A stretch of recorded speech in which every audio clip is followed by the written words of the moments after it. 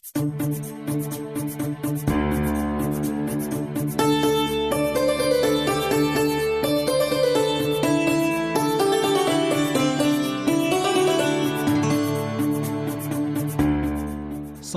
स्थानीय सरकार दिगो विकासको हकदार। हाम्रो पालिका राम्रो पालिका। नमस्कार, रेडियो कार्यक्रम हाम्रो पालिकामा तपाईलाई स्वागत छ। म सुशीला श्रेष्ठ अनि म अविनाश आचार्य। CIN मार्फत सामुदायिक रेडियोबाट देशैभरि CINखबर.com र मोबाइल एप CINमा पनि चाहेको बेला विश्वभरि नै कार्यक्रम हाम्रो पालिका सुन्न सकिन्छ। अस्ट्रेलिया सरकार र द एसिया फाउन्डेसनको साझेदारीमा सञ्चालित स्थानीय सरकार सबलीकरण कार्यक्रम अन्तर्गत तयार पारिएको रेडियो कार्यक्रम हाम्रो पालिका CINले उत्पादन तथा प्रसारण गरिरहेको छ। कार्यक्रम मुख्यतः 7 प्रदेशका 7 नगरपालिका केन्द्रित हुँदै आएको छ। निश्चित नगरपालिकामा केन्द्रित भए पनि विषय भने अरू स्थानीय तह, नागरिक, सरकारवाला निकायका लागि पनि प्रेरणा, सूचना र जानकारीमूलक बनाउने कोसिस गर्छौं। स्थानीय सरकारले गरेका वित्त व्यवस्थापन, सूचनाको हक कार्यान्वयन, नागरिकको समृद्धि र सजिलोका लागि भए गरेका राम्रा अभ्यास र सुधार गर्नुपर्ने पक्षका बारेमा कार्यक्रम हाम्रो पालिकामा विभिन्न सामग्री सुन्नुहुनेछ। कार्यक्रम हाम्रो पालिकाको अघिल्लो हप्ताको भागमा सामाजिक समावेशीकरण नीति कार्यान्वयनमा कतिपय पालिकाले सोचेभन्दा राम्रो गरेका र कतिपयले नीति तथा कार्यक्रममा यो विषय समावेश गरे पनि बजेटमा छुट्ने गरेको बारेमा कुराकानी सुनाएका थियौं। बजेट निर्माण र कार्यान्वयनमा पालिकावासीलाई जति धेरै सहभागी गराइन्छ उति नै धेरै उनीहरूमा अपनत्व बढ्ने र कमी कमजोरी सच्याउन सजिलो हुने बारेमा टिकापुर नगरपालिकाको अभ्यासका बारेमा रिपोर्ट प्रसारण गरेका थियौं।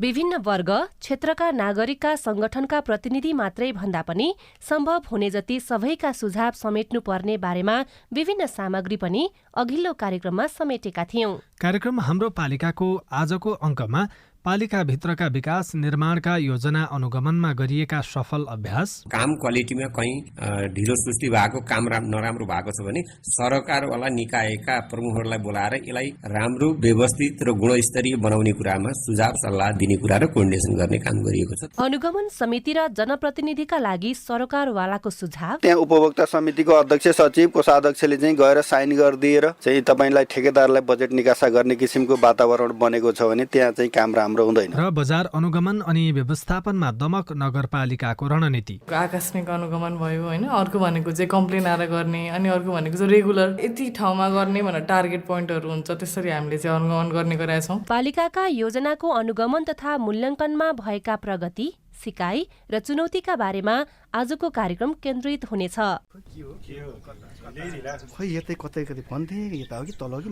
सर नमस्ते। हजुर नमस्ते। नमस्ते हजुर, के सेवा गरौँ? सूचनाको हक भन्ने बारेमा रेडियो टिममा खुब सुनिन्थ्यो। हजुर, आज पालिकामा छिरेको बेलामा सोधिहाले हजुरलाई। तपाईले सही व्यक्तिलाई सही प्रश्न सोध्नुभयो। म चाहिँ यो पालिकाको सूचना अधिकारी हुँ। सूचनाको हक भनेको संविधान कानूनमा उल्लेख भएको नागरिकको अधिकार हो हजुर। अनि यो अधिकार त पत्रकारले मागे पाए भन्ने मात्रै सुनिन्छ त, हामी जस्तो सामान्य मानिसले कसरी प्रयोग गर्ने? सूचना माग्ने पत्रकारले मात्रै होइन, कुनै पनि नेपाली नागरिकले सूचना प्राप्त गर्ने कारण उल्लेख गरी सम्बन्धित सूचना अधिकारी समक्ष निवेदन दिनुपर्छ। विधि र प्रक्रिया पूरा गरी निवेदन प्राप्त भयो भने सूचना अधिकारीले 15 दिन भित्रमा उपलब्ध गराउनु पर्ने सूचनाको हक सम्बन्धी ऐनमा भनिएको छ। 15 दिन पो कुर्नु पर्ने?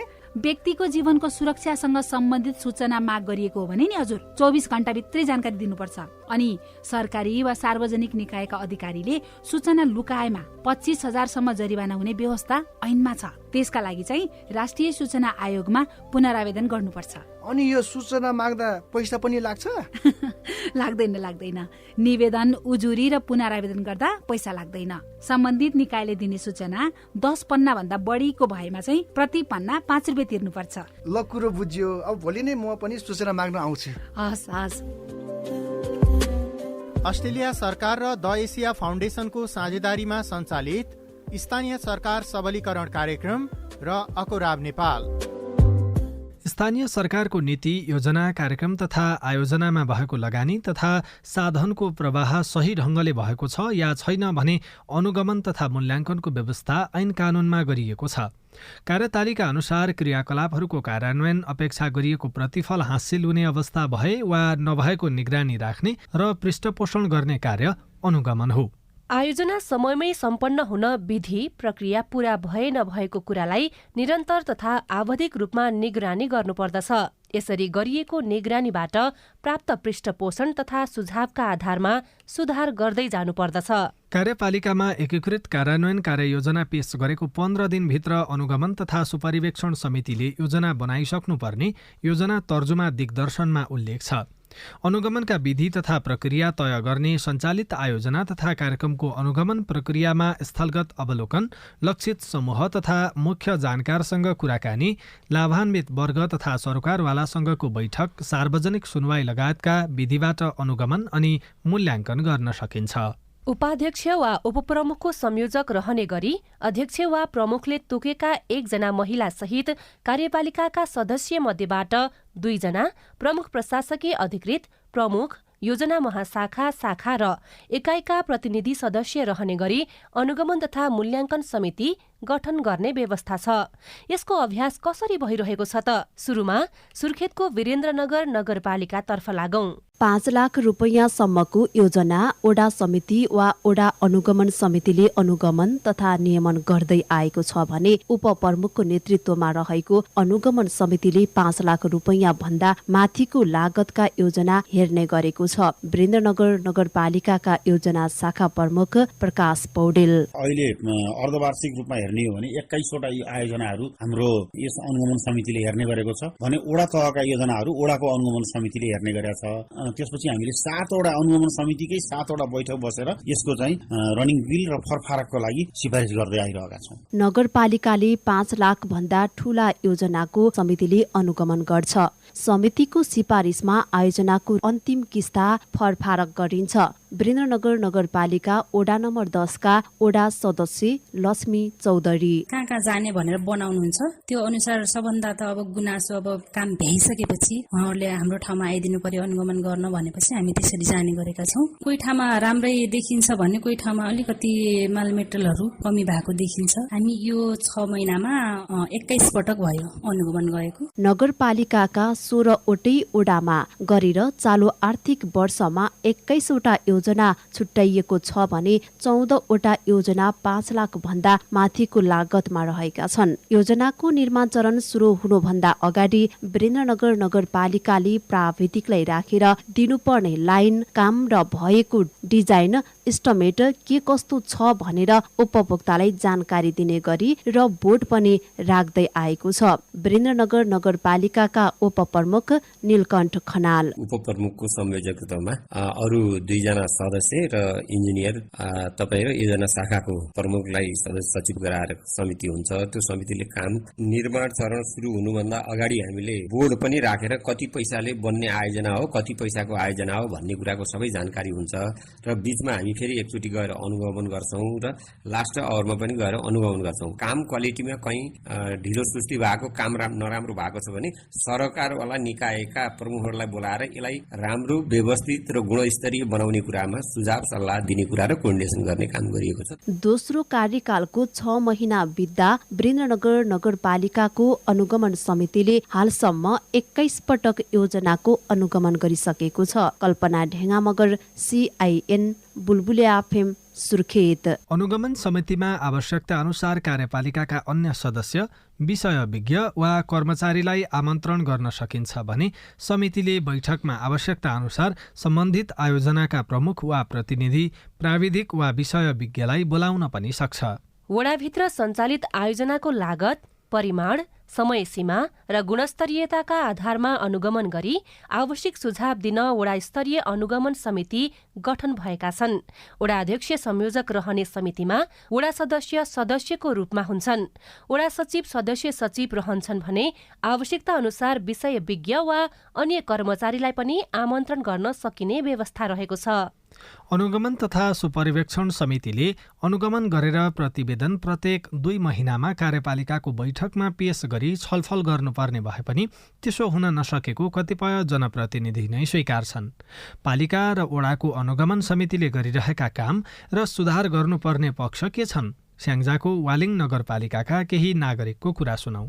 म केपी खनाल, शान्ति टोल विकास समितिको अध्यक्ष। नगरपालिकाको बजेट मार्फत एउटा कार्य सम्पादन गरेका थियौँ, तर यहाँ सम्पादन गर्ने क्रममा प्राविधिक त्रुटिहरू हुन गए र त्रुटि हुने क्रममा हामीले जानेर भन्दा पनि हामीलाई चाहिँ गलत निर्देशन दिइयो र भोलिका दिनमा मलाई लाग्छ नगरपालिका प्रतिनिधिहरू या प्राविधिकहरूले हामीले काम सम्पन्न गर्नुभन्दा पूर्व गर्नुपर्ने जति पनि कामहरू छन् ती कामहरूलाई के कसरी सम्पन्न गर्नुपर्छ भनेर एउटा खाका तयार गरेर उहाँहरूले हामीलाई काम गर्नु पूर्व सही निर्देश दिने हो भने मलाई लाग्छ काम गर्न सहज हुन्छ। काम गर्दै जानुस्, अब हामी छौँ, हामीले नै हेर्ने हो, हामीले नै सम्पन्न गर्ने हो भन्ने किसिमले काम गर्दै जाँदा कुरा बाजिएको अवस्थाले गर्दा हामीले बेसरी दुःख पायौँ। नगरले 5 लाखको बजेट विनियोजित गरेर मलाई काम गर्ने भनेर मलाई खटाइयो। प्राविधिकसँग मैले सरसल्लाह गरेर उहाँ अनुरूप नै मैले काम गरेँ, तर पछि नगरले चाहिँ किन एग्रिमेन्ट गरिएन, नगरसँग आएर सल्लाह गरिएन भनेर मलाई काममा अलिकति व्यवधान खडा गरिएको छ। म कृष्ण प्रसाद सुवेदी, वालिङ 8 बिपी चोक। अनुगमन चाहिँ सही छ, नभएको चाहिँ होइन, तर अनुगमन गरिसकेपछि चाहिँ त्यो काम कसले गरेको छ, के गरेको छ, अनि त्यसलाई चाहिँ कसरी भन्न पर्ने हो। जस्तै काम पुरा नभएको, कतिपय हुनपर्ने काम पनि नभएको र उसलाई चाहिँ भन्न नसकेका अवस्थाहरू पनि देखिया छन्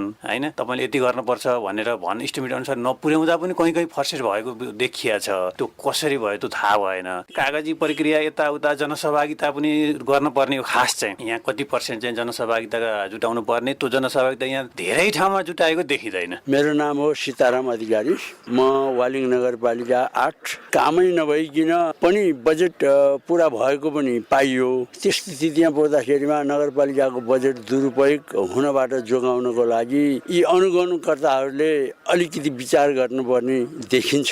नमस्कार, म युवराज गौतम, वालिङ नगरपालिका वडा नम्बर 13 निवासी। सार्वजनिक सुनवाई कार्यक्रम हुन्छ एउटा जुन उपभोक्ता समितिले आफ्नो काम सकेपछि गर्छ, त्यसमा सो क्षेत्रका लाभान्वित व्यक्तिहरूको उपस्थितिमा गरिएको छ कि ठेक्कापट्टा गर्ने व्यक्तिहरूको आफ्नो हालिमुहाली अन्तर्गत गरिएको छ भन्ने कुराको पनि मूल्याङ्कन हुनु जरुरी छ। जनश्रमदान बापतको रकम चाहिँ उपभोक्ता समितिले नहाल्ने र तपाईँको डोर हाजिरमा यतिजनाले चाहिँ जनश्रमदान गरियो भन्ने किसिमले देखाउने, त्यसले गर्दा इन्जिनियरले दिएको इस्टिमेट अनुसारको पुरा काम नहुने धेरै ठाउँमा यस्तो देखिएको छ। उपभोक्ता समिति आफैले काम गरेको छ भने केही कामहरू धेरै हुन्छ, गुणस्तरीय पनि हुन्छ, होइन भने उपभोक्ता समिति गठन गर्ने तर काम चाहिँ ठेक्कापट्टा गर्ने व्यक्तिलाई दिने। ठेकेदारले चाहिँ आफ्नो तरिकाले काम गर्छ, ठेकेदारले आफ्नो तरिकाले बिलहरू मिलाउँछ, तर त्यहाँ उपभोक्ता समितिको अध्यक्ष सचिव कोषाध्यक्षले चाहिँ गएर साइन गरिदिएर चाहिँ तपाईँलाई ठेकेदारलाई बजेट निकासा गर्ने किसिमको वातावरण बनेको छ भने त्यहाँ चाहिँ काम राम्रो हुँदैन। अनुगमन समितिको प्रतिवेदनको आधारमा कार्यपालिकाले आयोजना तथा कार्यक्रम कार्यान्वयनमा देखिएका त्रुटि सच्याउन र समय तथा गुणस्तर कायम गर्न उपभोक्ता समिति, निर्माण व्यवसायी, परामर्शदाता तथा कर्मचारीलाई निर्देशन दिन सक्छ। आयोजना तथा कार्यक्रम मूल्याङ्कन विधि तथा सर्वेक्षण तयार गर्ने, स्थलगत अध्ययन सूचना सङ्कलन गर्ने, सङ्कलित सूचनाको विश्लेषण र अध्ययन गरेर मात्रै मूल्याङ्कन प्रतिवेदन तयार गरी कार्यपालिका बैठकमा पेश गर्नुपर्ने विधि छ। योजना सञ्चालन अवधि समाप्त भएपछि निर्धारित परिमाणात्मक र गुणात्मक लक्ष्य प्राप्ति भए नभएको अन्तिम मूल्याङ्कन तेस्रो पक्षबाट गराउनु उपयुक्त हुन्छ। योजनाको मूल्याङ्कन सम्बन्धी व्यवस्था स्थानीय सरकार सञ्चालन ऐन 2074 को दफा 94 मा गरिएको छ। पालिका र वडाभित्रका विकास निर्माणका योजनाको अनुगमन गर्न छुट्टा छुट्टै समिति बनाउन सकिन्छ भने जिल्लाभरिका विकास निर्माणका योजनाको अनुगमन जिल्ला समन्वय समितिले गर्छ। समन्वय समितिको अनुगमनमा मिथिला नगरपालिकाको काम कारबाही सहित जिल्लाको अवस्था कस्तो छ? धनुषा जिल्ला समन्वय समितिका सभापति राजनन्दन मण्डलसँगको कुराकानी सुनौ। सुरुदेखि नै जुन बेला म यहाँ आसन ग्रहण गरेँ त्यसपछि चाहिँ म 18वटा नगरपालिकामा अनुगमन गरेका छु अनि अब दोस्रो पल्ट म अनुगमन गर्दैछु। अनि अनुगमनको क्रममा पालिकाहरूमा यहाँले के पाउनु भएको छ? अनि विकासको क्रम जारी छ, अब जति हुनुपर्ने त्यति छैन।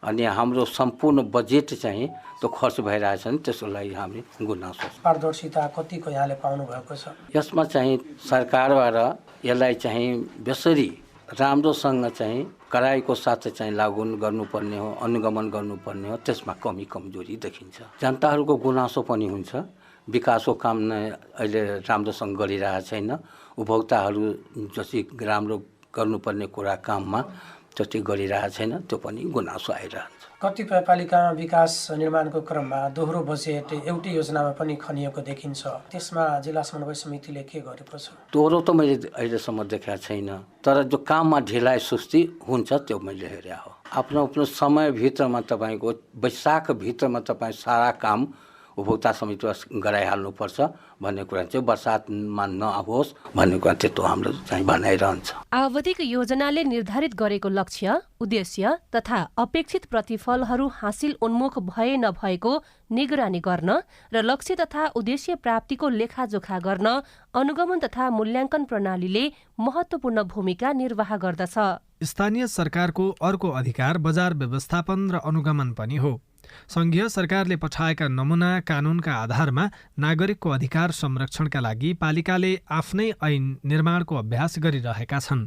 झापाको दमक नगरपालिकाले गरेको बजार अनुगमनको बारेमा यो रिपोर्ट सुनौ। दमक नगरपालिकाले स्थानीय बजार व्यवस्थापन ऐन 2074 पारित गरेर त्यसैका आधारमा बजार अनुगमन एवं व्यवस्थापनको कामलाई निरन्तरता दिँदै आएको छ। अनुगमनमा आफूहरू पनि सहभागी हुने गरेको बताउँदै दमक उद्योग वाणिज्य संघका अध्यक्ष गोपाल गुरागाई, नगरपालिकाको एकजना वडाध्यक्षलाई प्रमुख जिम्मेवार दिएर उद्योग वाणिज्य संघ सदस्य, इलाका प्रशासन, इलाका प्रहरी, पत्रकार सम्पूर्णलाई सहभागी भएर बजार अनुगमन हामी महिनामा एकचोटि गर्ने परम्परा छ। त्यो परम्परालाई कन्टिन्युटी छ। म्याच सकेका गुज्रेका सामानहरूलाई हामीले डिस्पोज गर्ने, कम्पनीमा फिर्ता पठाउने त्यो सहकार्य उद्योग वाणिज्य संघले गर्छ। कुनै व्यवसाय पनि त्यो क्षेत्रमा नमरोस् र त्यो फिर्ता जान्छ र कम्पनीले रिटर्न दिन्छ भने त्यो कुरा कम्पनीमा पुर्याउने काम पनि उद्योग वाणिज्य संघले त्यो भूमिकाहरू निर्वाह गरिरहेको छ। स्थानीय व्यापार, वस्तुको माग, आपूर्ति तथा अनुगमन, उपभोक्ता अधिकार तथा हित सम्बन्धी नीति, कानून, मापदण्ड, कार्यान्वयन र नियमन, बजार तथा हाट बजार व्यवस्थापन, स्थानीय वस्तुहरूको उत्पादन, आपूर्ति तथा निकासी प्रक्षेपणको काम पनि पालिकाले गर्नुपर्छ। दमक नगरपालिकाका कानून शाखा प्रमुख माधव बस्नेत स्थानीय सरकार सञ्चालन ऐनको भावना अनुसार आफूहरू पनि अघि बढेको दावी गर्नुहुन्छ। उपभोक्ताको हक संरक्षण तथा सम्पादन गर्न स्थानीय बजार व्यवस्थापन, अनुगमन तथा नियमन सम्बन्धी कानुनी व्यवस्था गरेको छ। दमक नगरपालिकाले बजार व्यवस्थापन तथा अनुगमन ऐन 2077 जारी गरेको छ।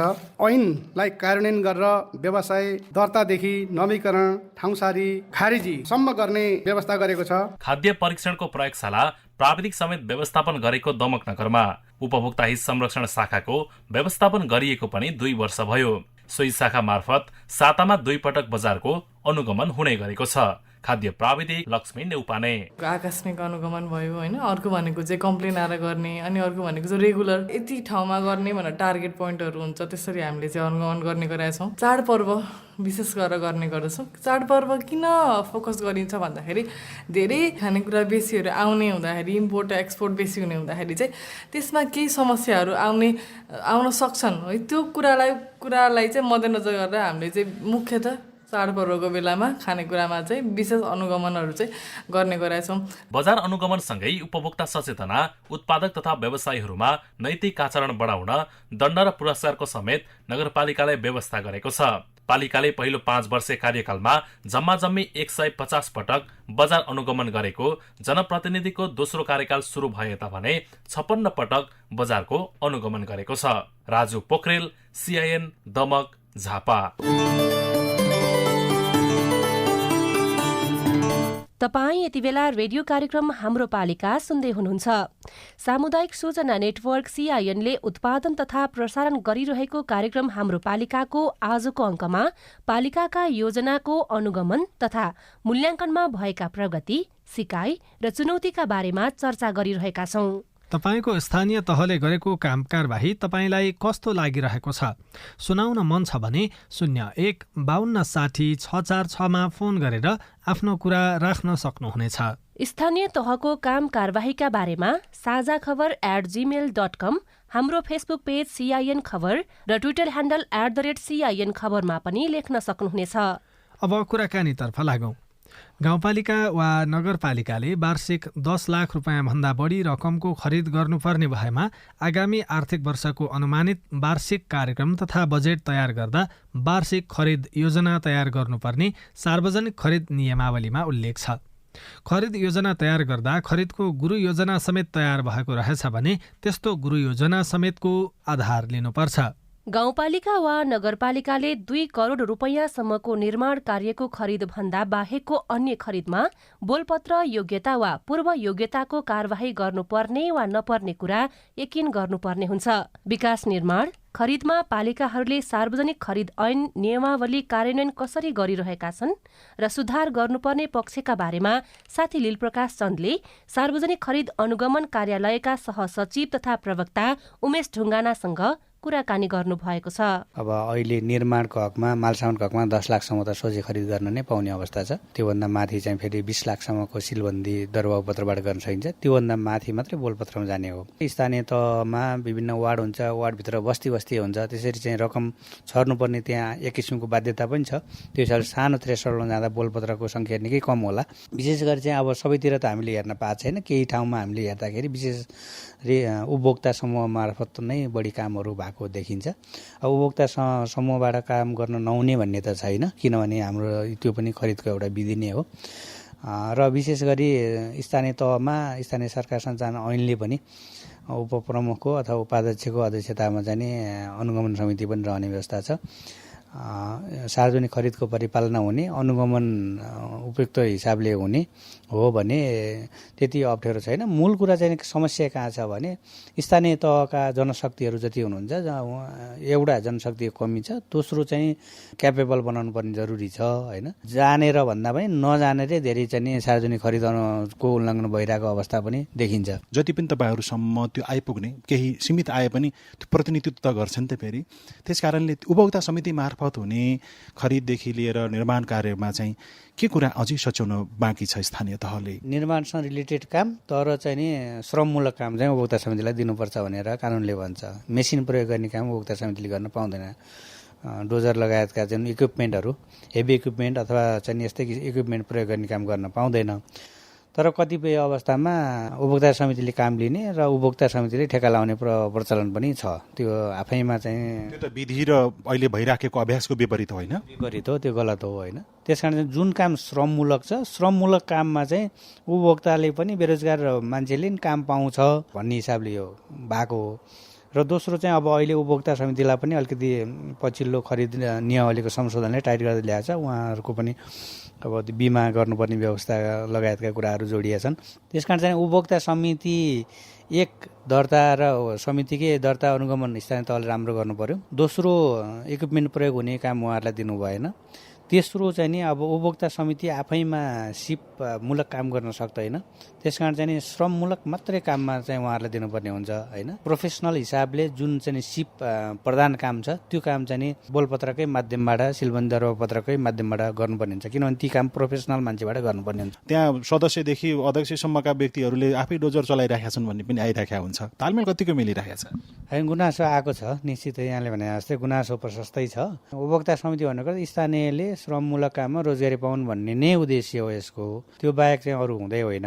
त्यसकारण चाहिँ उपभोक्ता समितिका कामलाई पनि क्रमशः श्रममूलक छ, ठिक छ, एकदम राम्रो हो होइन। स्थानीय तहका मान्छेले रोजगारी प्राप्त गर्ने हुन्छ। आफ्नो क्षेत्रको विकास निर्माण हुँदाखेरि त्यो चाहिँ रकम चाहिँ बाहिर नजाने, उहाँहरूले नै रोजगारीबाट आम्दानी गर्न सक्ने राम्रो पक्ष हो। अब यी सबै हेर्नको लागि चाहिँ स्थानीय तहमा चाहिँ अघि मैले भने एउटा अनुगमन संयन्त्रको कुरा गरेँ, नगरसभा वा चाहिँ गाउँसभाले विभिन्न विषय क्षेत्रगत चाहिँ कमिटीहरू बनाउँछ।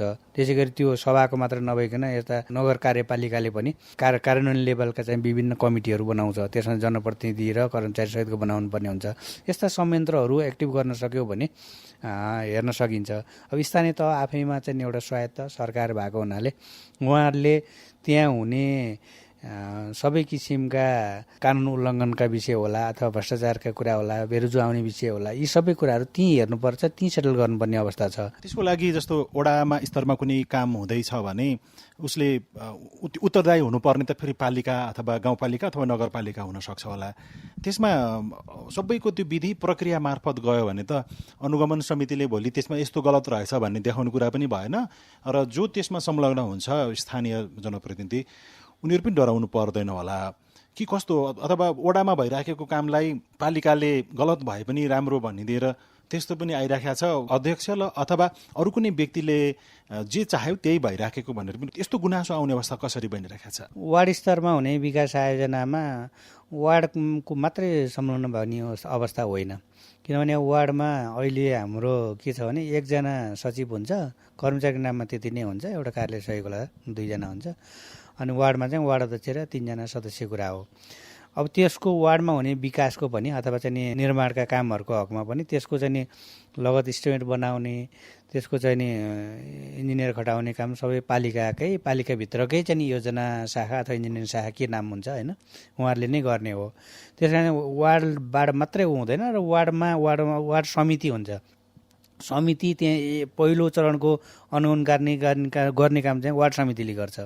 त्यसपछि दोस्रो चरणको उपप्रमुख अध्यक्षताको भनिहालेँ होइन। अब यस्तो छ, अब संयोजक को क्यापेसिटी कति छ अथवा कुन उसको छ भन्ने महत्त्वपूर्ण कुरा हुँदैन। त्यो एउटा समिति भन्ने चाहिँ त्यहाँ विभिन्न सरकारवाला विभिन्न व्यक्तिको संलग्नता रहन्छ। अनुगमन समितिमा चाहिँ इन्जिनियर होइन लगायत आर्थिक प्रशासन हेर्ने लगायत सबैको प्रतिनिधित्व हुन्छ। किनभने संयोजक कहिलेकाहीँ चाहिँ कम बुझेको हुँदा पनि फरक नपर्ने अवस्था हुन्छ, किनभने संयोजकले त सबै ब्रिफिङ लिएर असल मनसाय यस्तो हो भन्दा पनि हुन्छ। दोस्रो चाहिँ अनुगमन संयन्त्रले अनुगमन गर्ने हो। तर महत्त्वपूर्ण कुरा के हो भने अनुगमन गर्दाखेरि सबै विषय हेर्नु त्यहाँसम्म हुँदैन। भन्नु अर्थ मानिने हुन कुनै सडक ढलान गर्नु छ, त्यसको चाहिँ थिकनेस कति छ अथवा लम्बाइ कति छ, त्यो चाहिँ अनुगमनले ठ्याक्कै टेप लिएर जाने त होइन होइन। उनीहरूले ओभरअल काम कसरी भएको छ हेर्ने हुन्छ। त्यहाँ ती सबैको लागि चाहिँ साइट इन्चार्ज जो त्यसलाई जिम्मेवार बनाउनुहुन्छ, त्यहाँदेखि अब साइट इन्चार्ज पहिलो नम्बर जिम्मेवार भयो। त्यसपछि दोस्रो चरणमा पालिकाको योजना हेर्ने योजना प्रमुख हुन सक्ला, तेस्रोमा चाहिँ प्रमुख प्रशासनिक अधिकृत हुन सक्ला, उपमेयर हुन सक्ला, मेयर हुन सक्ला। यसरी लेयर त्यहाँभित्र पनि त्यो सरकारभित्र पनि लेयरहरू धेरै छन्, त्यहाँदेखि हेर्ने ठाउँहरू धेरै छ। उहाँहरूले चाहिँ प्रत्येक स्टेपमा राम्रोसँग हेऱ्यो भने सहज रूपमा चाहिँ यी कुराहरू सेटल हुन्छ। राम्रोसँग चल्नुपर्ने अथवा क्रियाशील हुनुपर्ने, व्यवस्थित हुनुपर्ने भन्न खोज्दै गर्दाखेरि चाहिँ के कुरा अझै पुगिरहेको छैन त? जस्तो जनशक्तिले जानेको व्यक्ति त्यहाँ नजाने, व्यक्ति जानेको छ तर चलाउने मान्छे अर्कै छ, अर्कैको आग्रह पूर्वाग्रहबाट चल्नुपर्ने अवस्था अझै पनि छ कि 5 वर्ष बितिसक्यो, दोस्रो कार्यकालको 6 महिना बितिसक्यो? तपाईँको सुझाव चाहिँ के हो? होइन, यो दुइटै छ वास्तवमा यसमा होइन। अब हामीले पालिका 753वटा हेऱ्यौँ भने कोही पालिकाले एकदम नमुनायोग्य काम गरेर देखाएको पनि छ होइन, कोही पालिकाले साह्रै विवादास्पद काम गरेको अवस्था पनि छ। यसो यहाँ दुइटै पाटो हुन्छ। एउटा क्षमता नभएको कारणले, जनशक्ति नभएको कारणले हुने कमी कमजोरी एउटा चाहिँ क्षमता पनि छ, जनशक्ति पनि छ, तर जानेरै गर्ने गल्ती गर्ने दोस्रो हुन्छ। त्यसकारण चाहिँ यहाँ सबै किसिमको छ। अब त्यसकारण हामीले गर्नु पर्यो के भन्दाखेरि जसले राम्रो काम गरिरहेछ, जस्तो हुनसक्छ उहाँलाई क्षमता चाहिन्छ, क्षमता विकास गर्नुपर्ने छ, क्यापेसिटी डेभलप गर्नुपर्ने छ, त्यसमा जोड गर्नु पर्यो। जसले बदमासी गर्दै गएको छ, सिकाएअनुसार पनि काम गर्दैन, खरिद कानुन लगायतका अन्य चाहिँ कानुन उल्लङ्घन गर्दै गएको छ, अनि जनप्रतिनिधिको त्यसमा सहयोग छ भने त्यसमा ओभरसाइट एजेन्सीहरू छ, उहाँहरूको निगरानी गर्नु पर्यो, कारवाही गर्नु पर्यो होइन। एउटा प्रोत्साहन गर्नु पर्यो, एउटा कारवाही गर्नु पर्यो, दुईवटा पाटो सँगसँगै लानुपर्ने हुन्छ। सबै ठाउँ सधैँ 100 हुन्छ भनेर अपेक्षा गर्न सकिँदैन। त्यहाँदेखि जहाँ 100 हुँदैन अथवा 100को डेस्टिनेसनमा हिँडिरहेछ त्यसलाई प्रोत्साहन गर्ने हो। जो चाहिँ जानेको बुझेको पनि बिगारिरहेको छ भने त्यसलाई कारवाही गर्नुपर्छ। स्थानीय तहलाई अर्को कसैले फेरि नियन्त्रण गर्ने, अनुगमन गर्ने भनेर त्यो व्यवस्था नभएको कारणले उनीहरू शक्तिशाली पनि भए। सचिनु पर्ने त फेरि नेतृत्वबाट होला नि होइन, कहीँबाट पनि भएन भने त के हो? नेतृत्वबाट गर्नुपर्छ, तर अब कुनै पनि छैन भन्ने पनि होइन। जस्तो अब हाम्रै पिपिएम यो सार्वजनिक खरिद अनुगमन कार्यालय भनेको सङ्घीय सरकार अन्तर्गत छ, तर यो चाहिँ सबै हेर्ने हो कि यसले चाहिँ सबै सार्वजनिक निकाय भन्ने परिभाषा छ सार्वजनिक खरिद ऐनमा। स्थानीय तहको पनि तपाईँहरूले हेर्ने अथवा गुनासो आयो भने सुनवाई गर्न सकिन्छ गरिरहेको पनि छौँ हामीले। स्थानीय तह, प्रदेश, सङ्घीय सरकार, सार्वजनिक निकाय सबैको चाहिँ यहाँ अनुगमन गर्ने अधिकार हामीसँग छ होइन। भन्नुको अर्थ तर हामीले अनुगमन गर्ने अनुगमन चाहिँ ओभरअल हाम्रो खरिद कानुन परिपालनाको अनुगमन मात्रै गर्छौँ हामीले कारबाही गर्ने अधिकार हामीलाई छैन। गुनासो चाहिँ अहिले स्थानीय तहबाट कतिको आइरहेको छ? स्थानीय तहको गुनासो कम्पेरिटिभली अब सङ्ख्या धेरै भएर पनि होला अलिकति बढी नै आउन चाहिँ होइन, नआएको होइन।